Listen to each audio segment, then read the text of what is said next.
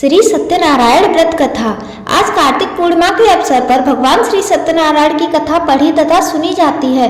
तो आइए शुरू करते हैं श्री सत्यनारायण भगवान की कथा। बोलिए सत्यनारायण भगवान की जय। एक बार नैमिषारण्य में तपस्या करते हुए 84,000 ऋषियों सहित शौनकादिक ने सूत जी से पूछा कि जिसे करने से मनुष्य मनोवांछित फल प्राप्त कर सकता है, ऐसा व्रत या तप कौन सा है, आप कहिए। तब सूत जी महाराज बोले कि एक बार श्री नारद जी ने विष्णु भगवान से ऐसा ही प्रश्न किया था। तब भगवान विष्णु ने जिस व्रत का वर्णन किया था वही मैं आपसे कहता हूँ।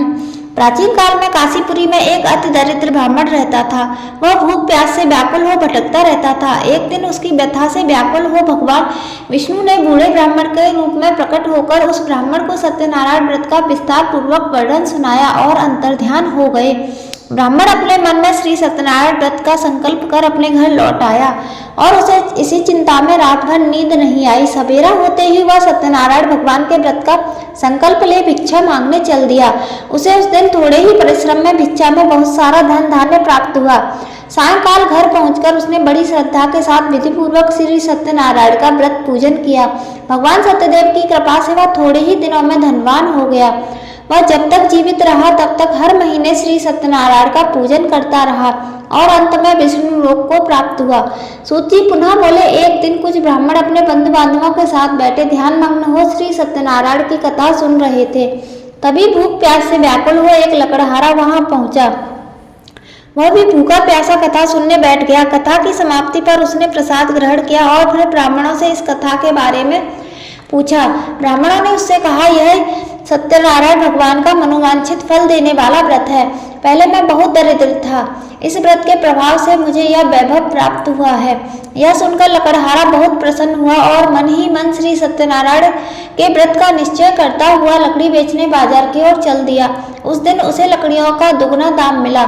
उन्हीं पैसों से उसने केले, दूध, दही आदि पूजन की सभी सामग्री खरीदी और घर गया।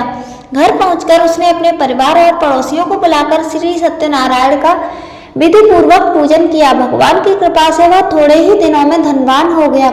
सूत जी ने पुनः कहा, प्राचीन काल में उल्कामुख नाम का एक राजा था। वह और उसकी पत्नी बड़े ही धर्मनिष्ठ थे। एक दिन राजा रानी भद्रशिला नदी के किनारे श्री सत्यनारायण भगवान की पूजा कर रहे थे कि एक वनिया वहां आ पहुंचा। उसने रत्नों से भरी अपनी नौका को वहीं किनारे लगा दिया और स्वयं भी पूजा की जगह बैठ गया। वहां का चमत्कार देख उसने राजा के इसके बारे में पूछा। राजा ने बताया कि हम विष्णु भगवान का व्रत कर रहे हैं। यह व्रत सभी मनोकामनाओं को पूरा करने वाला है। राजा के वचन सुन और प्रसाद पाकर बनिया अपने घर चला गया। वहां उसने अपनी पत्नी को इस व्रत के बारे में बताया और संकल्प लिया कि मैं भी संतान होने पर इस व्रत को करूंगा। उसकी पत्नी का नाम लीलावती था। सत्यदेव की कृपा से वह कुछ ही दिनों में गर्भवती हो गई और 10वें महीने में उसने चंद्रमा के मुख के समान सुंदर कन्या को जन्म दिया। उसका नाम कलावती रखा गया। चंद्रमा की कलाओं के समान वह कन्या नित्य प्रतिदिन बढ़ने लगी। तत्पश्चात लीलावती ने अपने पति को सत्यनारायण के व्रत की याद दिलाई। उसने कहा, मैं यह व्रत कन्या के विवाह पर करूंगा। यह कहकर बनिया अपने कारोबार में लग गया। जब वह कन्या विवाह योग्य हुई तब उसने दूतों द्वारा खोज करवाकर कंचनपुर नगर के एक वणिक के सुंदर, सुशील और गुणवान पुत्र के साथ उसका विवाह कर दिया। फिर भी बनिया ने श्री सत्यनारायण का व्रत नहीं किया, जिससे भगवान अप्रसन्न हो गए। कुछ दिनों बाद बनिया अपने दामाद को ले समुद्र के किनारे रत्नपुर नगर में व्यापार करने लगा।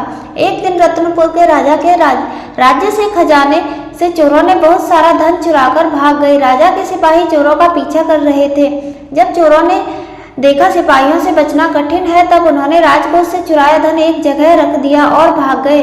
उसी जगह बनिया का डेरा था। जब सिपाही वहां पहुंचे तो उन्होंने बनिए और उसके दामाद को चोर समझकर पकड़ लिया। राजा ने दोनों को जेल में डालने का आदेश देकर उनका सारा धन राजकोष में जमा करवा दिया। श्री सत्यदेव के कोप से लीलावती और कलावती भी बड़े दुख से जीवन व्यतीत करने लगी। एक दिन कलावती भूख प्यास से व्याकुल हो एक मंदिर में चली गई। वहां पर श्री सत्यनारायण की कथा हो रही थी। वहीं बैठकर उसने कथा सुनी और प्रसाद लेकर घर पहुंची। तब तक रात हो चुकी थी। माता के देरी का कारण पूछने पर उसने सत्यदेव की कथा की बात माँ को बताई और प्रसाद दिया। कलावती की बात सुनकर लीलावती को अपने पति की पूरी बात याद आ गई और उसने श्री सत्यदेव के व्रत का निश्चय किया। उसने अपने बंधु बांधवों को बुलाकर कथा सुनी और विनम्र भाव से भगवान से प्रार्थना की कि मेरे पति ने संकल्प करके जो आपका व्रत नहीं किया है, उसी से आप अप्रसन्न हुए हैं। अब कृपा करके उनका अपराध क्षमा करें। लीलावती की प्रार्थना से श्री सत्यदेव प्रसन्न हो गए और उसी रात उन्होंने राजा चंद्रदेव को स्वप्न में दर्शन देकर कहा कि प्रातःकाल होते ही दोनों बनियों को छोड़ दो और उनका सारा धन उन्हें लौटा दो, वरना पुत्र पौत्र सहित तुम्हारा सब राज्य नष्ट हो जाएगा।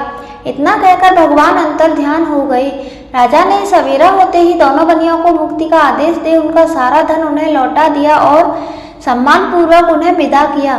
दोनों बनिए खुशी खुशी अपनी नौका लेकर चल पड़े। तभी श्री सत्यदेव भगवान दंडी स्वामी के रूप में उनके समीप आए और बोले, तेरी नौका में क्या है? बनिया ने हंसकर कहा, मेरी नौका में तो फूल पत्ती के सिवा कुछ भी नहीं है। दंडी स्वामी ने कहा, तुम्हारा वचन सत्य हो, और थोड़ी दूर जाकर समुद्र किनारे बैठ गए। बनिया ने देखा नौका थोड़ी उठी हुई है, तो उसने खोलकर देखा तो नौका में फूल पत्ती के सिवा कुछ नहीं था और वह यह देखकर वहीं मूर्छित हो गया।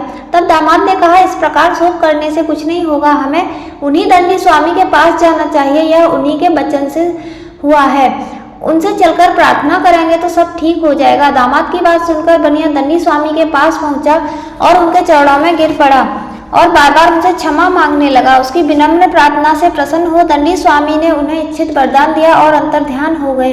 बनिया ने नौका के पास जाकर देखा तो वह पहले की तरह रत्नों से भरी हुई थी।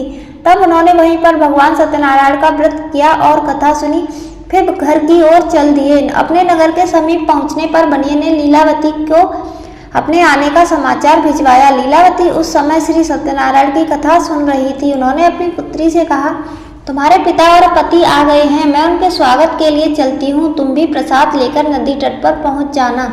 कलावती प्रसन्नता के कारण इतनी विमुख हो गई कि प्रसाद लेना भूल गई और तुरंत ही नदी तट की ओर दौड़ी और ज्यों ही नदी के किनारे पहुंची इसके पति सहित नौका जल में डूब गई। यह देख बनिया हाहाकार करने लगा।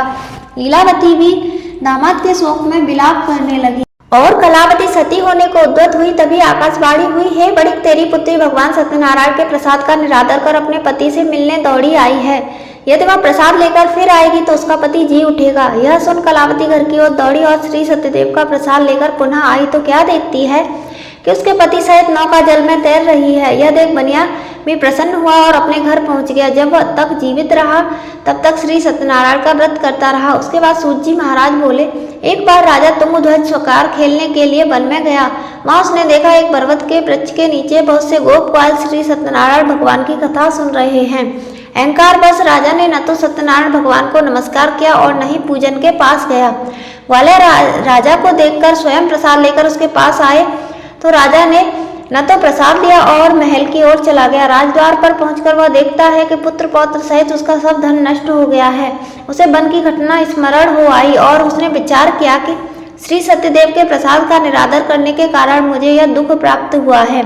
ऐसा सोचकर राजा पुनः वन में दौड़ा और सब गोप ग्वालों के साथ मिलकर श्रद्धा भक्ति के साथ भगवान सत्यनारायण का पूजन किया और प्रसाद ग्रहण किया।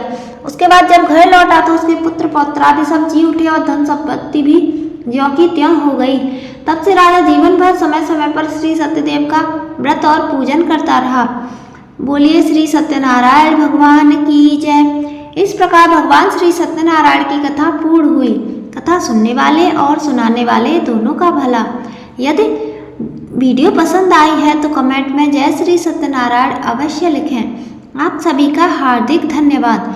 हरि बोल हरि बोल हरि हरि बोल, हरि बोल हरि बोल हरि हरि बोल।